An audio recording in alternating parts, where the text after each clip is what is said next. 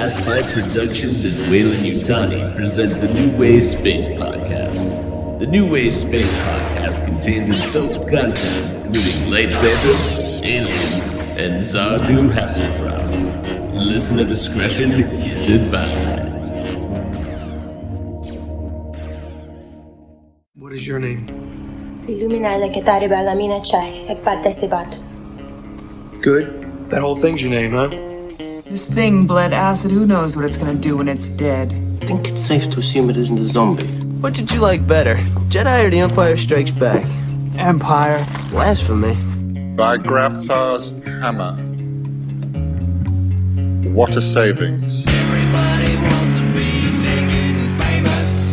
Everybody wants to be just like me. I'm naked. Will you help teach me about this? What is it? A new way?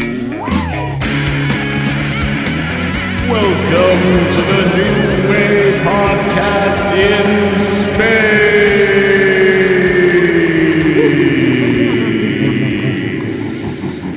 Captain's log. So, unbeknownst to my two co-hosts, I just turned on one of our effects. And I have to draw attention to something right now because I have a slight rant to get on my high horse about. We have this wonderful new mixer. We have new toys in the studio. So everyone listening to the podcast just heard my voice sound like it was coming from space with this great echo and all of this awesome shit on it. We cannot fucking hear a lick of that. And I need someone, so Ben, you know maybe about recording, and Nick, you do as well. Can someone explain to me why in God's name a soundboard would have basically things on it that you can't hear the output of the sound mixer? Hey, Jimmy, man. On there. I don't get it. Jimmy, give me my fucking monitor, man. It's back when I was your age, our soundboards couldn't even play crackhead sound effects, and we liked it. No, so what you're hearing is you're not hearing the return signal. All right, crackhead. You're not hearing the return signal. So what you're probably missing is some monitor. Yeah, I get that. It's supposed to up your craftsmanship, you know? It's supposed to make you a better podcaster. Here's my question. What benefit is there to not have that monitoring? Why do I want to hear... There's a way. Like to use my imagination. There's a way to get that monitor. I understand there's a way to do it. And I'm gonna give a shout out to our buddy Phil Jackson, not the actual coach, but my buddy Phil Jackson. What the fuck? So Phil runs a very successful podcast I'm going to shout out With right now Scottie called Pippen. Mage Talk. If you're into e-commerce, you'll like it. If not, you might like it. He does one called Future Commerce. It's kind of cool. But Phil is like a podcast expert. And I just need someone to explain why you wouldn't just automatically default to being able to hear how it's going to sound on the other end. Here's the problem with when you turn your monitor all the way up and you're hearing what your actual signal is. If you were using it for actual real purposes like music, as opposed to a podcast, then all you're getting is the drown out of whatever that monitor is back in your ears. You can't actually hear your own signal. So what you want to hear is clean signal typically when you're playing music. With a podcast, it probably doesn't matter as much because you're just talking. But if you're hearing clear signal on your music, you don't know what it actually sounds like on the output, right? No. You can't hear your own tone. All you're hearing is effect. You don't want to hear effect. You want to hear what you actually sound like in your ear. You want to hear, like if Nick is singing, I want to hear what Nick is singing. I don't want to hear Nick singing with like a flange. I've got a lovely bunch of coconuts. With like a crazy, I mean, I know everybody likes to get flanged in here, but... I had some flange on Cinco de Mayo. It was good. A little Mexican dessert. Yeah, it was good. Delicious. Yeah. When it's little... This sugar's caramelized on the very top. Super racist. Somehow. That's my 2 cents of a boring. All right. thing. Well, I had to get on that, but thank you everyone for tuning in, whoever you are out there, to the New Way Podcast, or not tuning out. Yeah. Well, I gotta say, we are definitely the best sounding podcast to have so few listeners. Like, I don't think there's a podcast that sounds as good as ours out there with as few people actually tuning into it as ours. So I think that's clap worthy. Golf claps. Golf claps. I don't know why that just didn't pick up any sound on there. That was just a light fapping sound. It's because the sound setup is so fucking good. That is right. It's just there we go. That's the applause we needed. So it'll be in reverb when we play it back, though. So I have a little thing to start off. Speaking of how good our podcast sounds, I have a little surprise for Ben and Nick. They don't know that I put this together. But we're going to listen to something that I have been laughing about since about 1 a.m. on Sunday night after I posted the podcast. I was listening to last week's episode of... as Ben knocks over something over there. Is that Voldemort? I think Voldemort... Oh, you broke Voldemort. I think she almost got Hermione.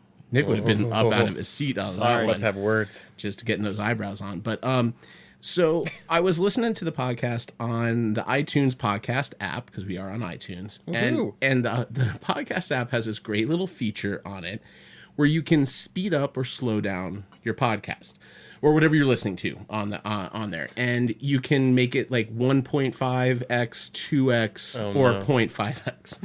So 1.5x we just talk kind of quick, 2x we talk very fast, but it doesn't pitch up. It actually keeps you there. 0.5x on the other hand is what the podcast would sound like if we were hammered, and I mean, and I No, I'm gonna put it out there right now. And I apologize, Ben. It's mostly you. You slowed down to 0.5 is so accurate for Ben drunk. I thought I was listening to you record a new podcast drunk. So the joke is there is no such thing as a 0.5. Right, this is exactly. just recorded. So I'm gonna play back a couple of clips here. I hope you guys. I'm gonna probably give me pizza. I don't know about this, Morty. I'm gonna literally pull my mic down because I don't know that I'm gonna be able to listen to this without laughing. But here you guys go. This has been introducing his pick of Sleepers for the ensemble cast. No. It's the 1996 film Sleepers, directed by Barry Levinson. Barry, and I know you're 96. I know you're 96. Mars Attacks was 96. Oh, that was your 96? Oh, shit. I'm out because of World Tenenbaum. Do an alternate. I'm thinking right now. Oh my God. Oh, thank God you guys laughed. Tears running down my face. I listened to the entire podcast at this speed on Sunday night, and I was crying laughing. So, oh my God. That's great. I gotta say, Ben talking about the cast of Sleepers, and you guys, just as much as you can turn away. Bacon. No, it's that. Barry This is something I didn't notice about Ben when he's speaking normally. He does not finish words. He gets about 3/4 of the way through some of them. And there's one about what specifically Dustin Hoffman's job is in Sleepers that's good for you guys to listen to. So check this one out. You have this incredible ensemble cast, and Dustin Hoffman playing a prosecutor who has a drug problem, and Robert De Niro playing this man. I just love Robert De Niro playing this man. And of course the most famous clip from last week's episode. And Scatman Jones? Crothers. Scatman Crothers. It is Crothers. I was going to say. Scatman Crothers. But that's my bad. I was thinking there's another Jones. I'm thinking the guy from The Shining? Or is there Scatman? Are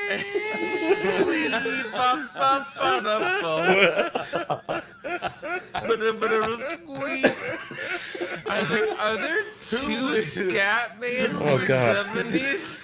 Okay, I mean, enough of that. literally, okay, but the problem is that there are so many sound bites from this. Like, you would think saying the words Ron Eldard and Minnie Driver are not funny, but Ronald May Driver.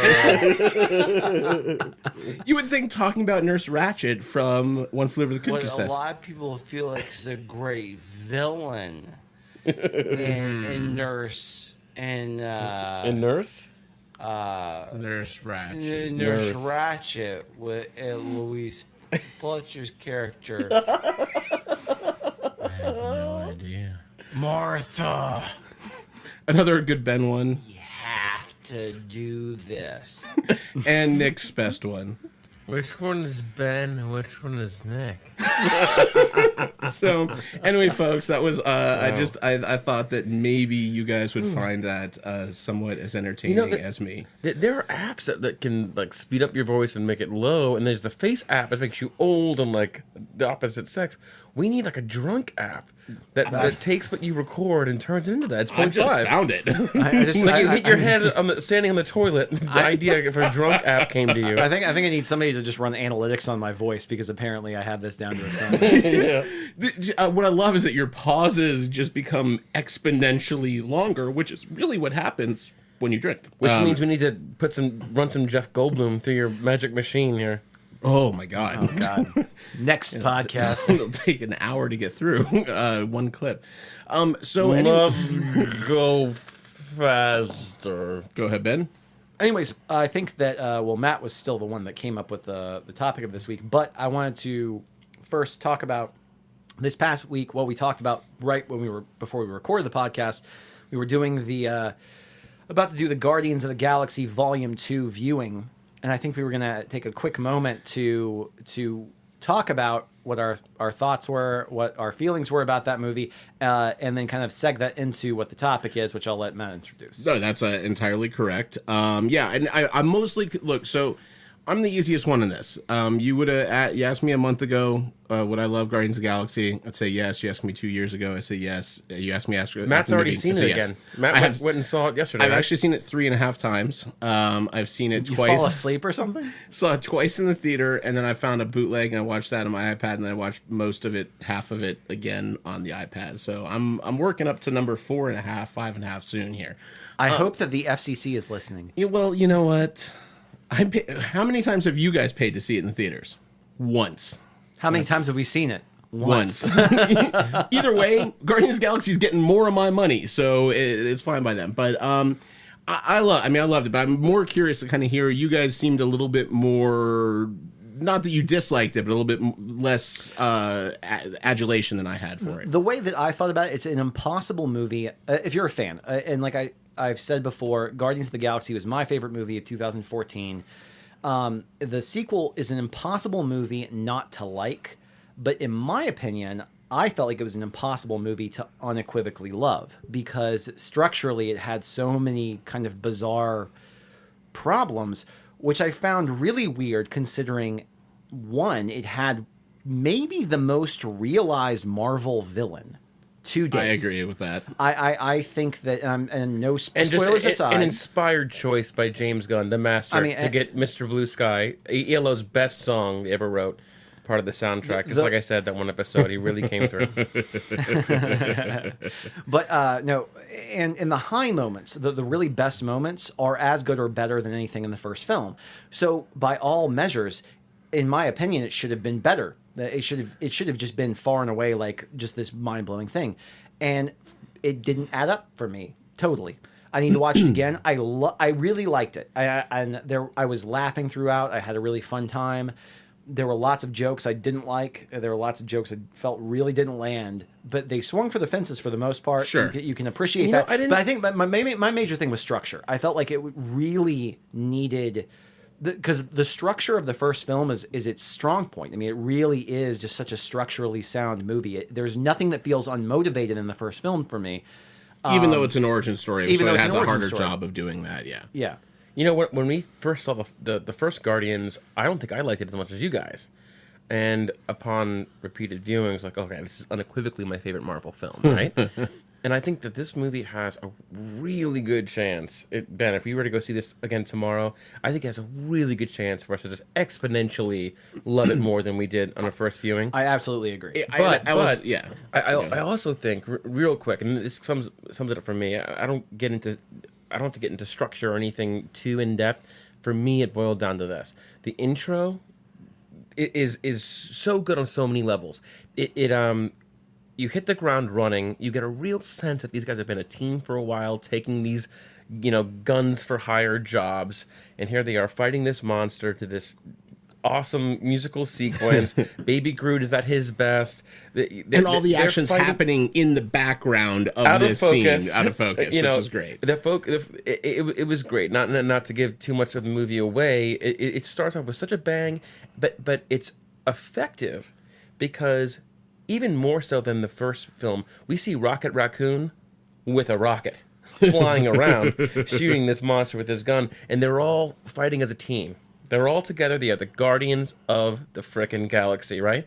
But only he didn't use frickin'. Only he didn't. But I think for me, and I know why they separated the characters break them up right away. for the sake of the plot. But for much of the film, the Guardians of the Galaxy aren't the Guardians of the Galaxy. They're broken up into three different factions. And for me, I gotta have them all in one place for the majority of the film. And that's the reason why I think the first 10 minutes and the last 30 minutes are the best parts of the movie. Agreed. I loved it. I loved it. And I'll be honest, so I kind of was trying to come up with my ideas of what things I disliked. And I talked to Nick a little bit about it. I hate the last shot of the movie, to be honest, because we have these 5 post-credit sequences. I don't like it, and it's a sweet moment, but it ends on a shot of Rocket watching a thing. It doesn't. I'm not saying what's happening, but it says on a shot of him looking out at something, right?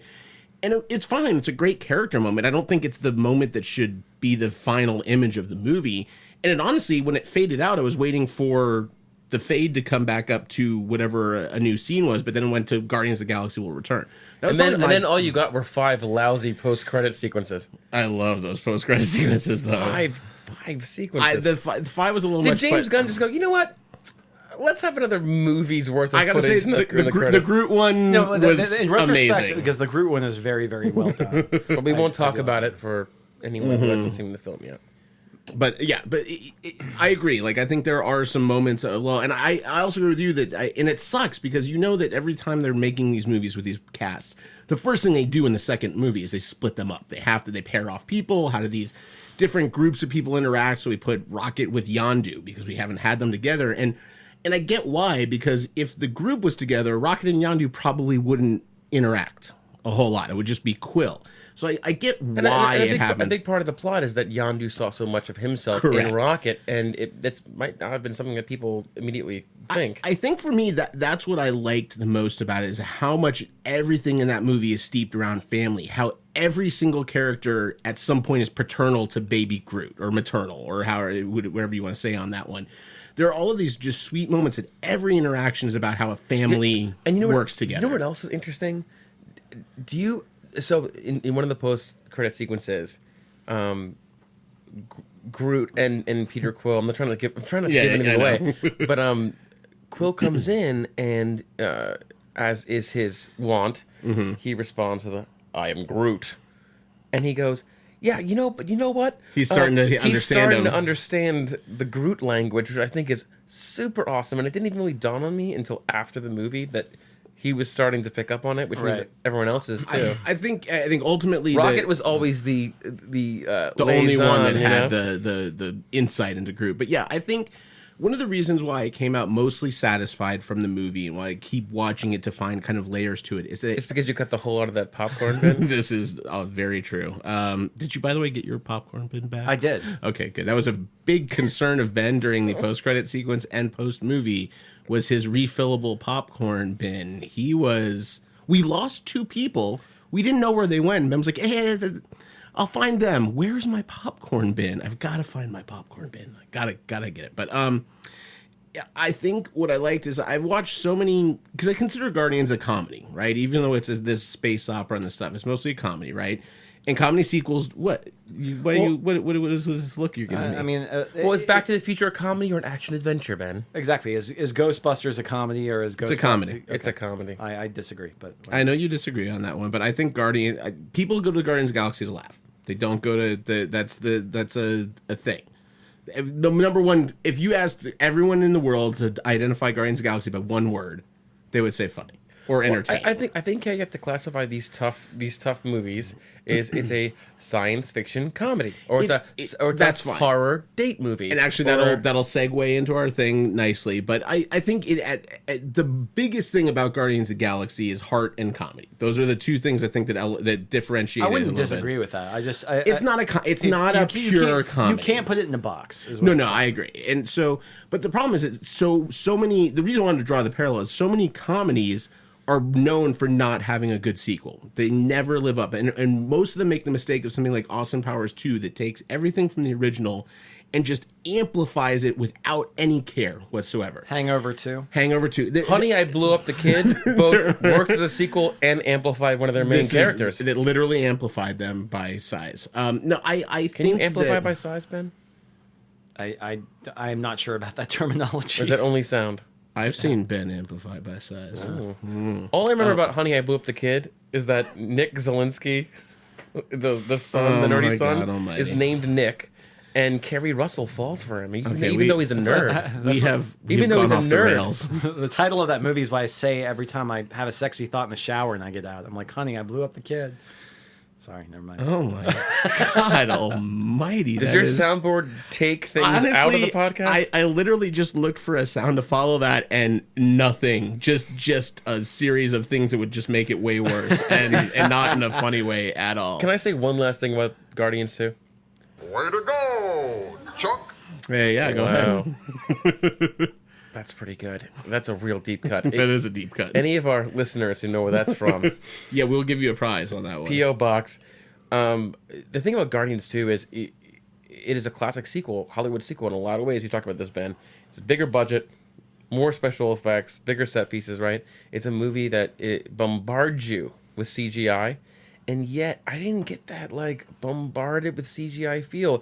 It looked real good. The CGI supervisor absolutely.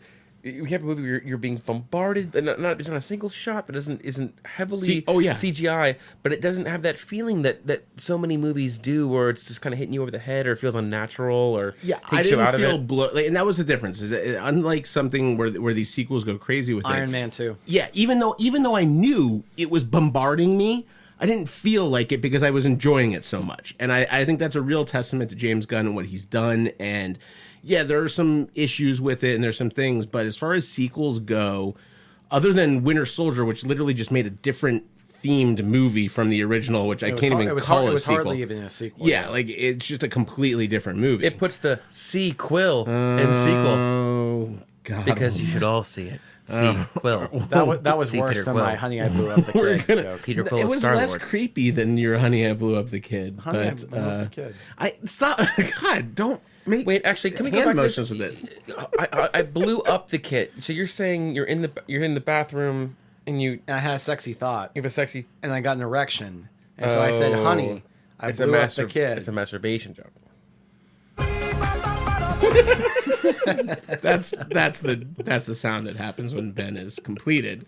That just happens every time. So, lots more of that for you folks out there. But anyway, we're gonna move on to the topic of our Scatman Jones. Oh yeah, that's correct, Nick. Scatman Jones. Scatman Jones. No, Ben, it's not Scatman Jones. It's Scatman Crothers, but that's my bad. Okay, yeah, that's right. It was Scatman Crothers. That's much better. To be fair, this is just Matt playing with the sound. Oh my God, you dick. Scatman Jones. No, it's not. It's not me. That's a sound effect, everyone. I'm a Scatman. That's right. Scatman Jones. That's right. Exactly what I was thinking about. Scatman Jones. Scatman Jones. So literally, everyone who's listening to this is just so fucking confused right now. Except for Greg Klein, who I guarantee is like, it's a deep cut from that favorite episode. Nothing is different.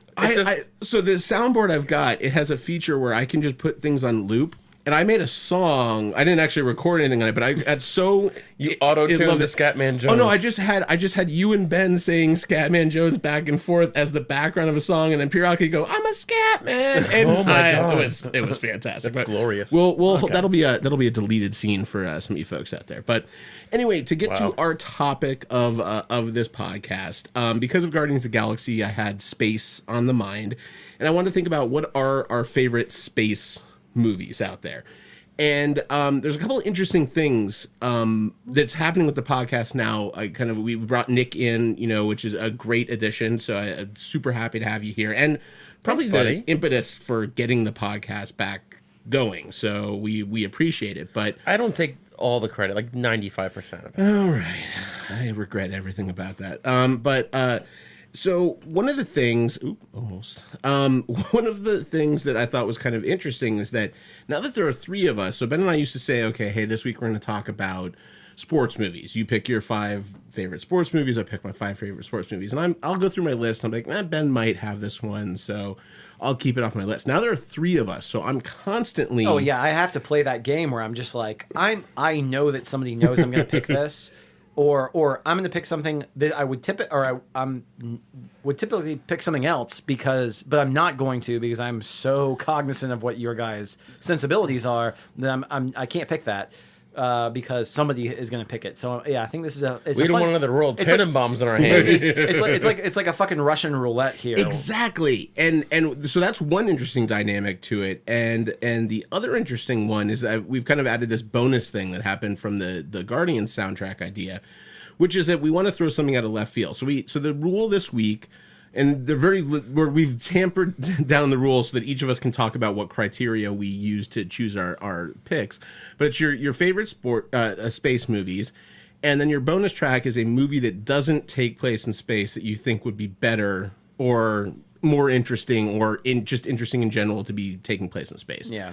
So that was our criteria for the week, and I think I like the bonus. Like the bonus is super fun. I think Matt's gonna like my bonus, and yeah, you said that to me earlier. I'll explain it when I get there, and I think you'll agree with me. I think both of you'll agree with me because it's different. Make a bet like Beauty and the Beast being one of the top grossing movies of all time.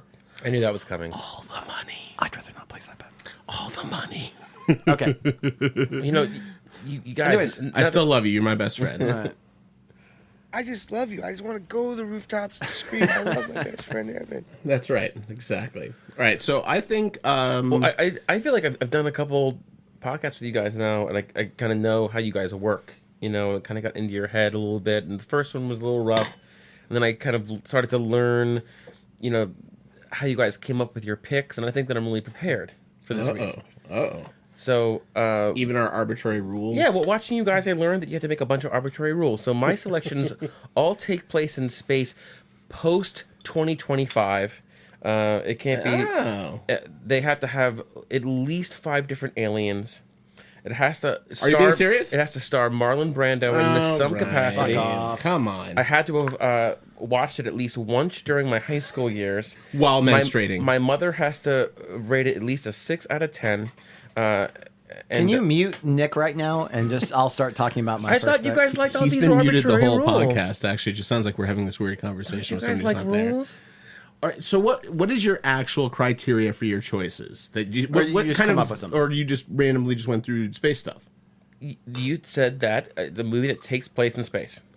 Yes. So did you have that's my criteria? Was there? That was my criteria too. But did you have any kind of? All right. So okay, I did have one little criteria, and it kind of goes with what them was saying. Oh, all these rules, man. I think there are 3. God damn it, Nick! You're such a buzzkill. There are 3 movies that are not just known for being space movies, but just known as one of the best films in the whole shebang, right? The whole galaxy. And I don't necessarily want to say it in case one of you guys picks it, but I strayed away from my 3 gut instinct, most well-known, prestigious movies, and after that, I went with my gut.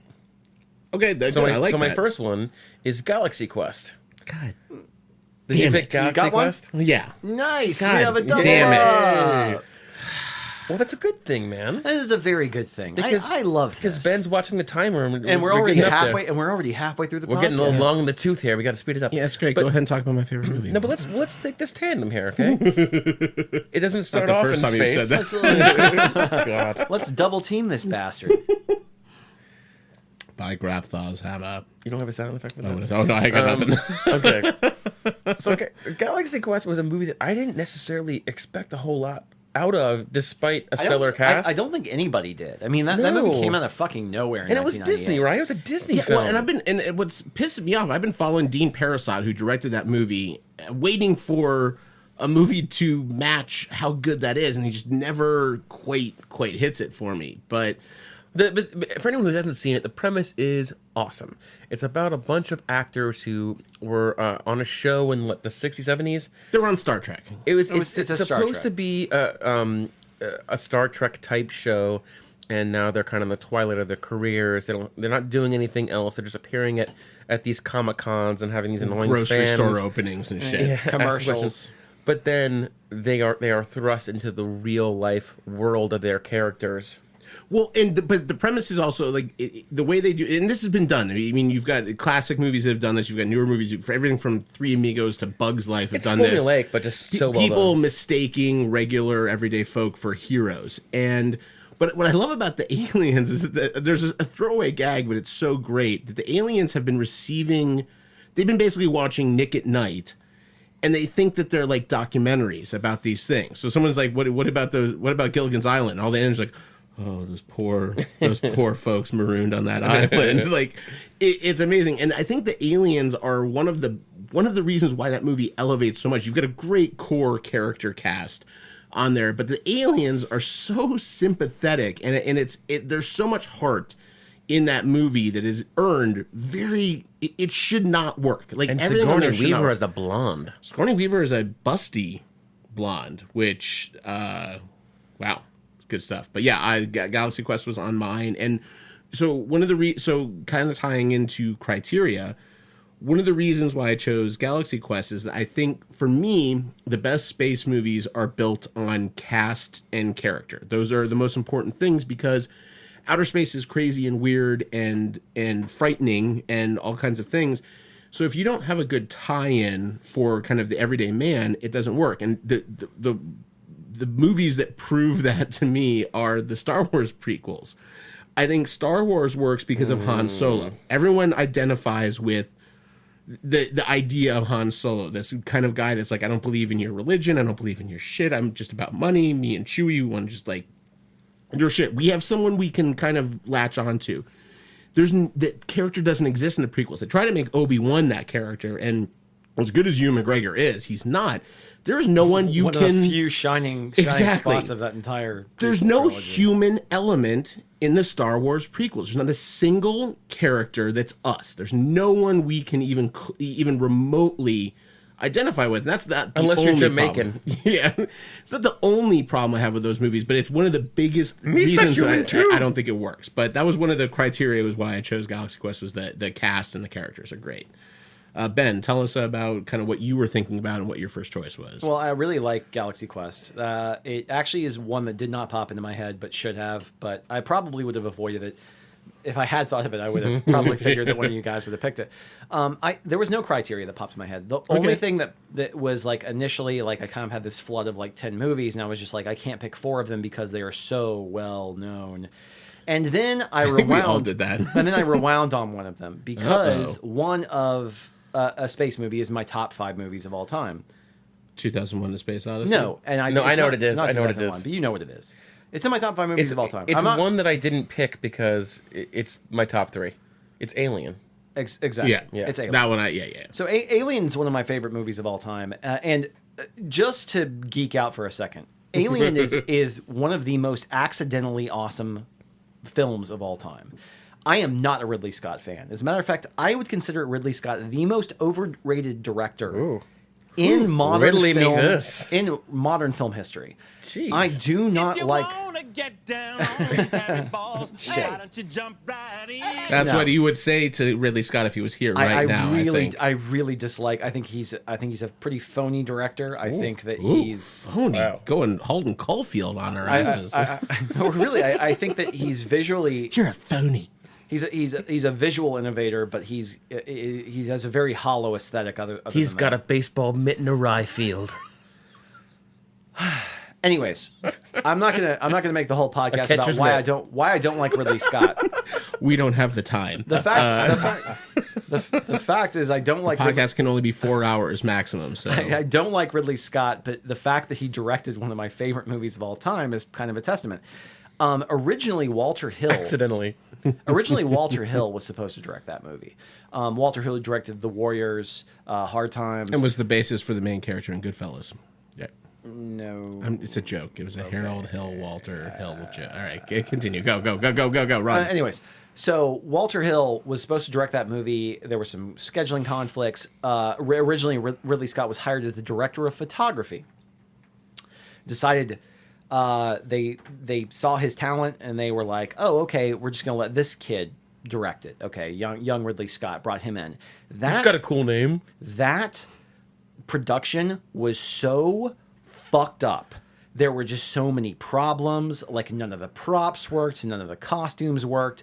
The crew complained all the time about like long working hours. I mean, which is a podcast idea we've talked about many times of accidental wins. It was a fucked up production, but the fact that like what they came down to at one point was they were just like, well, kind of in the Jaws sort of sense, like, oh well, we were supposed to show the shark the whole time, but the shark isn't working, so we're not going to show the shark. Ended up working.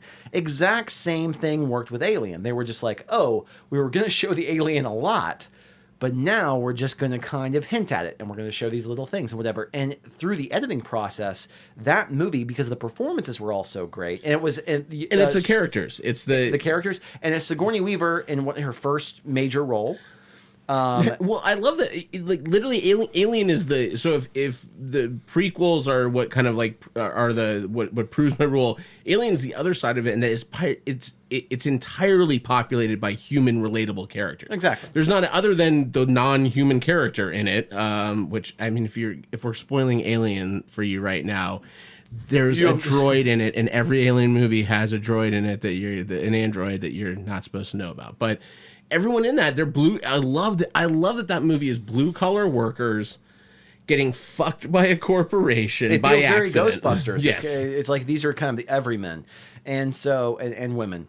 So I love that movie. I will never dislike that movie. But no Danny McBride, so luckily they fixed that problem. Exactly. What about James Franco? You know there's gonna be James Franco in there in front of the mirror, and he's gonna be taking a selfie, and the alien's gonna come up. So basically, what we're talking about, we're saying this on the cusp of Alien Covenant coming out, which Prometheus just fucked me so bad. Oh, you're spoiling my number 2. I don't want to go see Prometheus. I don't want to see the new head one. Would explode if you did that. I don't want to go see the new I Alien wish I had movie. lived with Prometheus. But it's gotten pretty decent reviews, and our friend Amy Siemens is in the movie. I feel like I'm required to go and see the theater. I don't want to stir. I don't want to stir. All right, so first of all, there are 2 space movies coming out this summer.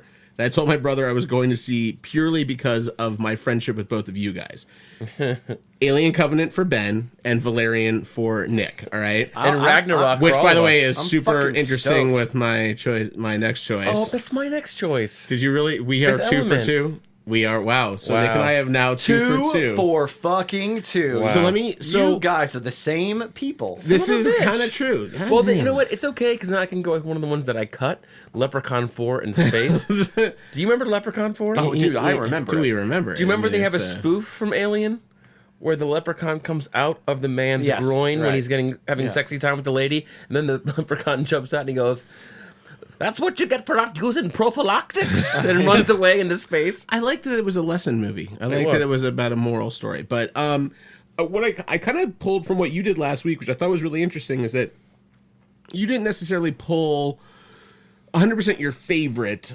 You kind of put criteria on that. So Well, that was one that it was a space movie. Alien is my favorite space movie of all time. There is no question. I don't think in my lifetime that's ever going to be beat as a space movie because it's singularly unique. It's moody. It's well shot. It's brilliant. It's brilliantly shot. I mean, it's absolutely. It's everything great works. flick. Everything works. It's perfect. H.R. Geiger's alien design. Giger.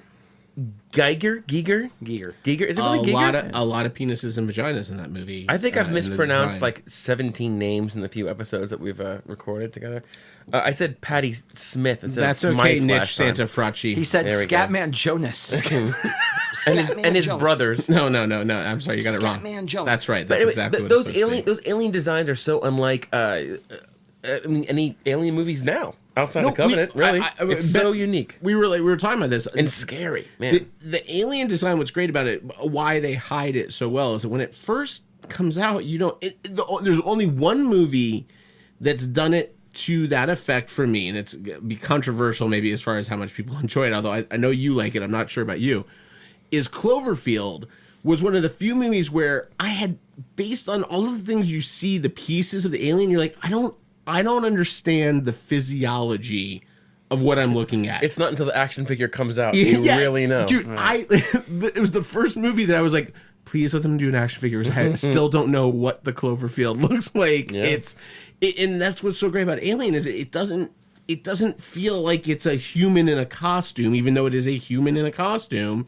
It feels like this thing that doesn't fit in space and time for you, which is great. Fun fact: Jean-Claude Van Damme was originally in the Alien suit. I know. That is not Predator. It's Predator. Mixing up a couple things. Oh, that is Predator. All right, so Matt, we picked two of the same movie. We did. Too. Well, and if you picked Adventures of Pluto Nash, then I don't have any more alternates. I kind of want to let you talk about. I want to let you talk about Fifth Element because I'm gonna pull another. I'll pull an audible on that, but I kind of want to say what. So when I was coming up with criteria, I tried to stick to Ben's thing a little bit of kind of how do we narrow this down? How do I pick things without saying Empire Strikes Back or without saying Guardians of the Galaxy? I mean, we just talked about that. It should be in my group here.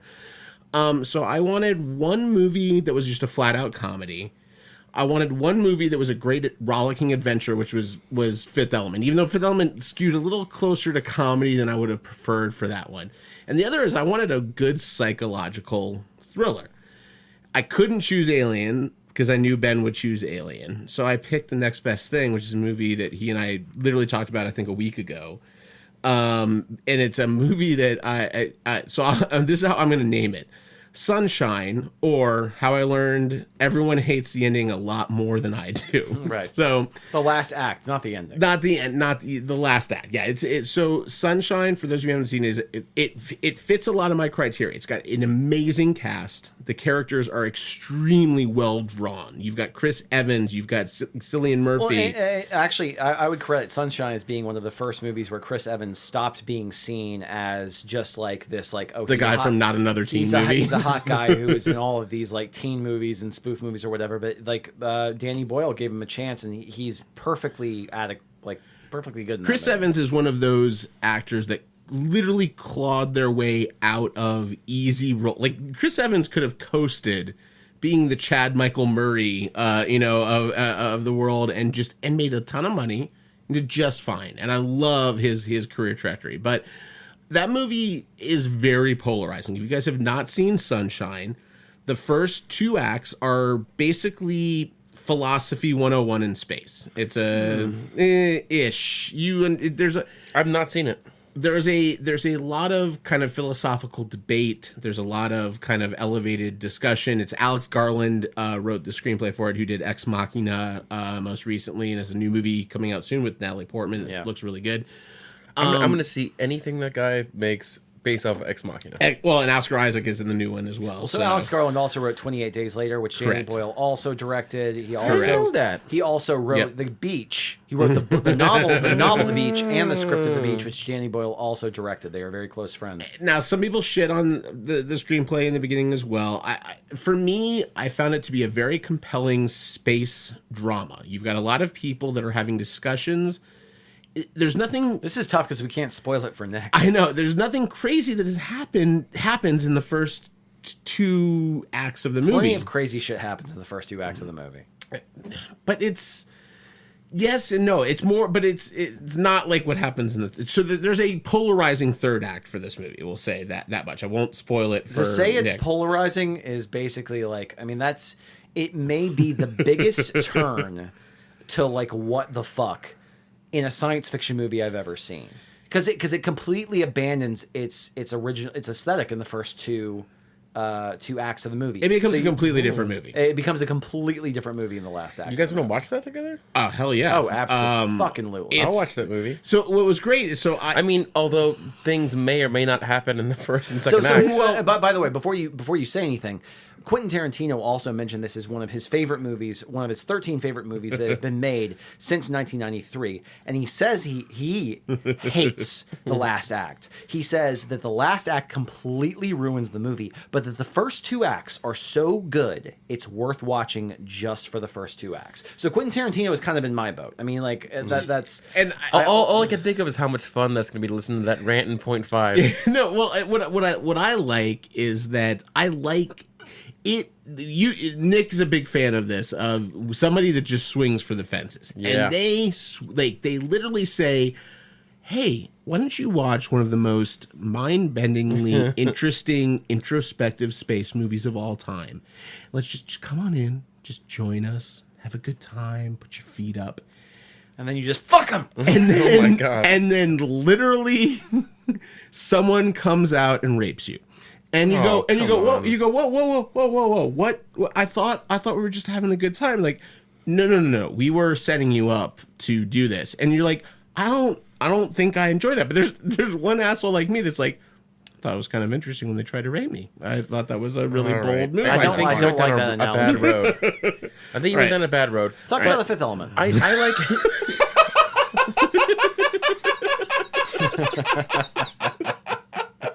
What washes out Danny Boyle's dark side? Bruce Luc Willis. Besson. Bruce Willis. Bruce Willis is the cure for everything. He's the antidote. I don't know anything about Valerian, but a big reason why Fifth Element is on this list for me is when you say space movies, what do you think of? You think Alien. You think Star Wars. You think these big set pieces. When you have space, you know, the art direction and set design is limitless.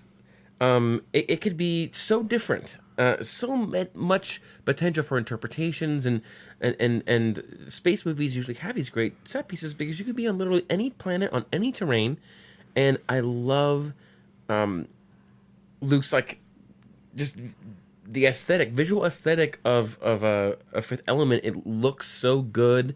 I And love so the vibrant. open in that movie with Luke Perry. I think it's just such a it's great. wonderful open on there. And it's really fun. It's iconic. You can't go a Halloween without seeing that the bright orange wig and the toilet paper. Boom. Bada boom. Chikangu, Chicago. But anyway, I just like Fifth Element because Vive it's Dallas Multipass. it's good.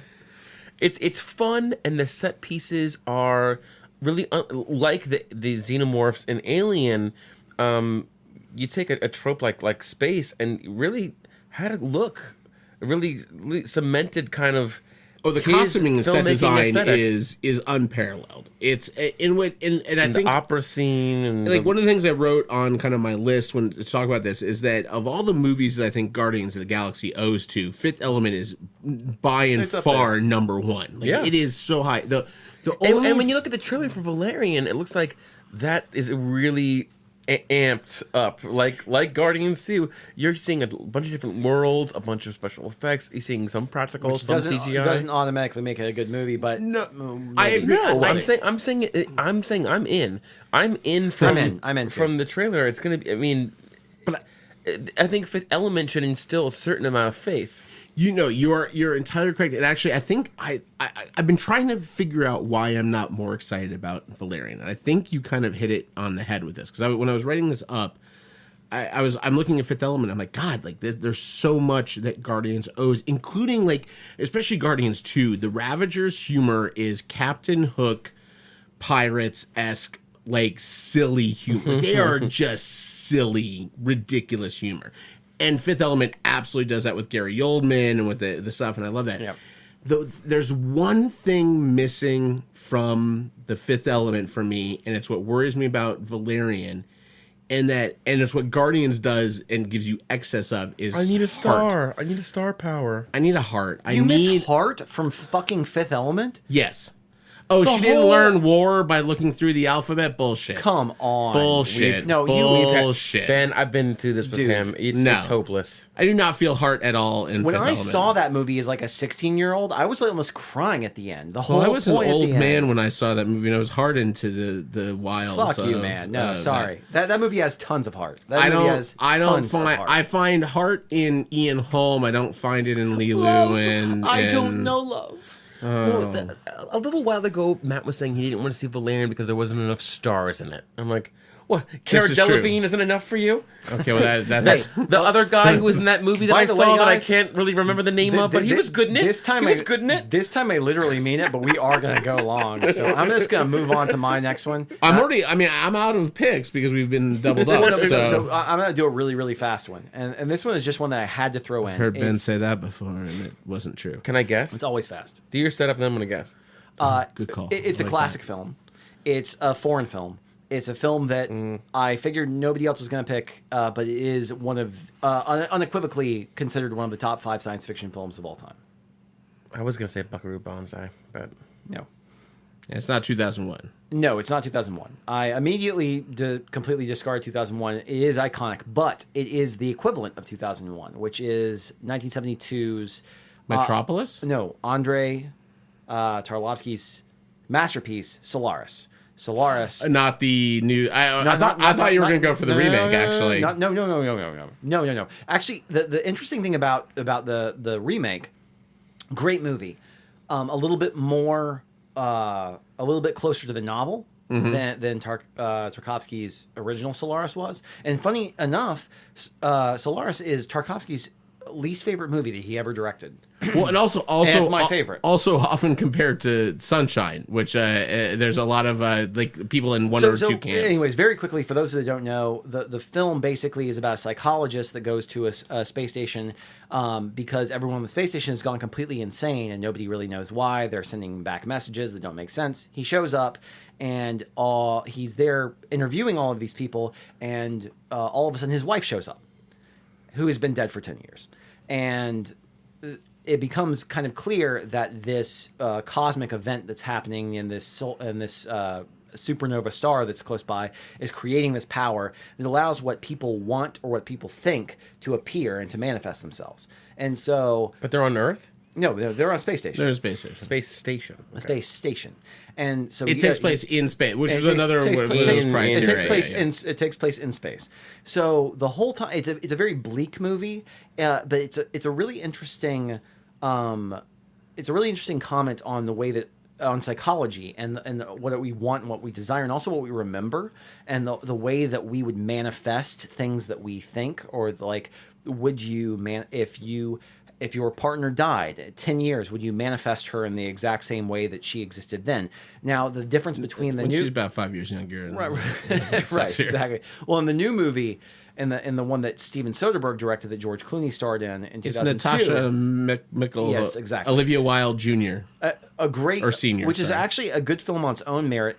That film is more about misremembering and more about manifesting things based off of your own thing. And an amazing performance by Jeremy Davies. A great performance by Jeremy Davies. The original Tarkovsky film is more about... Is that the E.T. guy? No, that's Henry Thomas. What am I thinking of? I don't know. Henry Thomas. Keep going. The original film is more about manifesting these creatures and then being a blank slate and then taking a different path and becoming different people than what you may have originally imagined them to be. Anyways, it's a crazy, amazingly awesome psychological movie. It's very long. It's 3 hours long, but it's absolutely worth it to anybody who wants to sit through that film because I think it's a better movie than 2001. I really do think it's good for you. Okay, there we go. We had to get it one episode. I was waiting for that. So, have you done your third? Yeah, I have a third. What's your third? I don't think you picked it too, which is a bonus. I went with Serenity. Oh, nice. I was so surprised Ben did not. I steered clear of Serenity because I still haven't hit my third. I've only gone through two. Well, I said Space Jam last week, so I went Serenity now. Serenity's a good one. Serenity now. My last one is so fucking off the wall, you'll have no idea. And this is not the bonus. We gotta. This is my last of my real takes. Real quick, that was the first movie. I mean, they had done the Star Wars prequels, you know, which were terrible. And nothing, you know, we're not at Force Awakens. We're not at Rogue One. We're not at Guardians yet. That was absolutely the most tapped into space humor and team dynamic that I had seen since Star Wars. Absolutely, 100%. And just super enjoyable from start to finish. And I'm telling you, so far, I this was the thing I think I hit on the most when I came to it, is it's every one of these has to have characters that are populating. So good. That, I mean, and it's just so great. And I loved the one line where they're having to fight. They're having like this mutiny inside the ship. They're all fighting. They're all at odds. And Nathan Fillion goes, "You want to be captain of this ship?" And he goes, "Yeah." And he goes, "Well, you can't. You can't." It's a great line. Yeah, I think that's Guardians is Fifth Element meets Serenity. Yeah, it's close. A little bit. All right, Ben. Well, so anyways, my last film was a movie that it's not a movie. By the way, I just have to say this very quickly. I love that we are rushing to meet a episode length that has nothing to do with anything on the planet. I know that, but I still feel like for our few listeners that we do actually have, we should just be cognizant. They would like 7 hours of this podcast. That's how good we are. There's a movie I don't particularly love. I don't particularly. It bombed at the box office. It's considered one of the biggest flops of all time. It's Howard the Duck. It's gotta be Howard the Duck. No, it's not. It's a space movie. Howard the Duck is a space movie. And was a notoriously tumultuous production. But the reason Hog? The reason why I was going to bring it up is because I feel like the performances in it are great. And the concepts are there, and actually right now we're seeing a lot of movies that are expanding on some of the concepts that are in this film. Did any of you guys see the 2000 film Supernova? Starring James Spader and Angela Bassett. It's vaguely familiar. Around the same time that we got that Mars movie. Matt only saw half of it. Oh, the Lou Diamond Phillips one. Yes. Okay, so Matt only saw half of it on his iPad. I only saw the parts with the lady getting naked. So crazy story behind this movie. Walter Hill, who was originally supposed to direct. You really got a hard on for Walter Hill. That's the whole rewind. He was originally supposed to direct Alien, did not, but produced all of the Alien films, including Aliens, Alien 3, Alien Resurrection, with his brother Scatman Hill. He directed the film, but it literally became one of those. Like he recused himself from directing the film. It became, what was the name that used to be that when Alan Smythe. Alan Smythe. Smithy. Right? It's literally. Did I mispronounce Smithy too? Yeah. It's Smythe. Who goes Smythe? It's literally Smithy phonetically. It's literally an Alan Smythe film. I'm looking that up. Guess who edited the final cut of that film? Francis Ford fucking Coppola. Oh, so he was just an editor for hire on a 2000 movie. Literally. That's amazing. It's one of the craziest stories for a film. But the thing that fucking blows my mind is when you watch this movie, the bones are there of something really, like James Spader is fucking dialed in. When is Spader not dialed in? Exactly. Come on. But everybody is so good. But it has these really great things because it deals with an alien artifact and like becoming kind of self-obsessed. And it has to do with, there's a psychological aspect of like being on this ship for a really long time. I mean, it was very, there were 3 movies. There was Supernova, there was Mission to Mars, and there was another movie. They were all very, very, very, very similar. Right. I always get them all confused. Well, I actually think Supernova, even with all of the Supernova, is actually the best of all of them. Even though it's a shitty, like it's not. There are definitely bad parts of that movie. I mean, it has to do with the alien intelligence and the artificial intelligence thing, where the computer becomes self-aware and literally falls in love with a crew member. That sounds about right. And it's so weird, but some of the stuff really works. And it's for a movie that cost like $90 million to make, went through 3 directors, 4 re-edits, ended up getting a final cut by Francis fucking Ford Coppola. Yeah, that's pretty amazing. That cost over $90 million, grossed $6 million at the box office. it grossed less than the Independence Day reboot that we all went and watched in the movie theater. It grossed less than that movie did in maybe 3 hours of the first day. Alan Smithy. Okay. Alan Smithy. That's Smithy. Creepy. Smithy. All right. But anyways, it's a weird movie, but yeah, that was the last one I was going to bring up, just because I actually really admire at least some of the choices made in that movie. It's kind of interesting. I like to. Yeah. When the fuck is Supernova going to be discussed on any podcast? It's a stupid choice, but it popped in my head just being like, man, there was something there that could have been a really awesome. Somewhere movie. out there, Walter Hill just got a boner. He has no idea why. Exactly. He has no clue. It's true. All right, Nick. Bonus entry. Bonus entry. Again, this is a movie that does not take place in space, but we would like to see take place in space. This is such a weird bonus for me because I'm sure you guys have better options. If it was up to me, I'd put every movie in space because fuck yeah, it's space. Yeah, why not? And then I'm trying to think, am I overthinking this? I end up going with any of Joel Schumacher's Batmans in space. Nipples in space. Bat nipples in space. Think about it. He loved introducing. It basically becomes Flash Gordon. Yeah. Oh, which I almost picked, by the way. I knew. I actually didn't pick Flash Gordon just because I was like, well, Nick's gonna pick that one.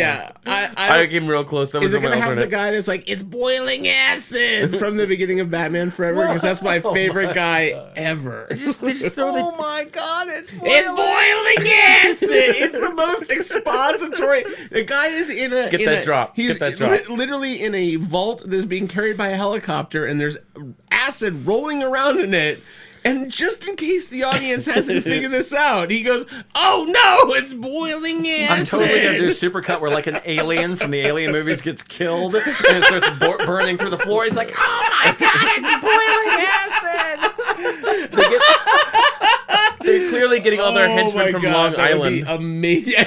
Yeah. That would be amazing. Amazing. I honestly think putting a Schumacher Batman in space would redeem that movie, honestly. I think it you would explain so much. I would have gone with flawless. If I was doing a Schumacher movie, I would have gone with flawless and said, how can you make this really serious drama about a cop having a stroke? Just put it in space. I mean, it'd be really amazing. Well, I kind of have similar. All right, I gotta hear yours. Okay, well, so one of the things I really want to see is a movie about the mundane, like to take place in this place, kind of like Ghostbusters was originally conceived, where it's supposed to be just mundane, or Dream Writers, which you can read the script of on our website. It's lastpinepod.com/scripts. Wait, I got it. Office Space. Oh, well, that's funny. But like guys who are really actually not good at God damn it, Nick. That is really fucking fantastic. It is really fucking to do fantastic. Office Space. Jesus. I'm close. I'm really close. It's Milton trying to get his stapler, but it keeps floating away in 0G, and he can't quite get to it. I like the idea of guys that aren't good at their jobs. But think that they are or are superior. Like Marky Mark. I like clerks in space. Ooh. So imagine guys that are like running like a depot in space. Like people actually like have their fucking lives depend on something that they're doing, but they're too busy just bullshitting with one another, and it's just like.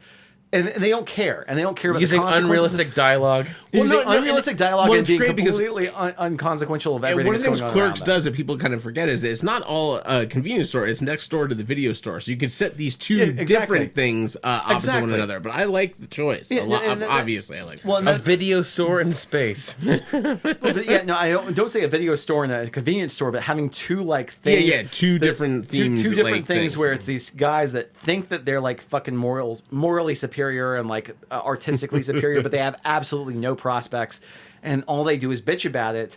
Well, meanwhile, like real things are happening around them, and the world is passing them by. I like this, and I like that. I like that concept of setting something like that in space because it really hasn't been done, like on a large scale. It has not been done. No, I don't think so. And so I went similarly with something I don't think has been done in space. I think maybe it's kind of roundabout been done in space, but I don't know. And maybe you guys, I keep feeling like I'm missing a glaring thing. And I tried to search online, but I wanted a heist movie in space, and I want a heist movie that was built by characters, right? So I chose a heist movie it's very roundabout a heist movie. Space Camp. No. Which I would definitely choose that movie, but I love Space Camps. come on, Kelly Preston wearing Swatch Leah Watch. Thompson. Please. Leah Thompson doesn't exist for me in the movie because Kelly Preston's in it. But anyway, wow. So That's I went with strong words. What I consider to be one of Soderbergh's most underrated movies, which is Out of Sight, based on an Elmore Leonard novel. And I chose this for. I will tell you, there's one main reason I chose it. It's got great characters. Elmore Leonard draws great characters, so I felt there would be a lot of like interesting things in space.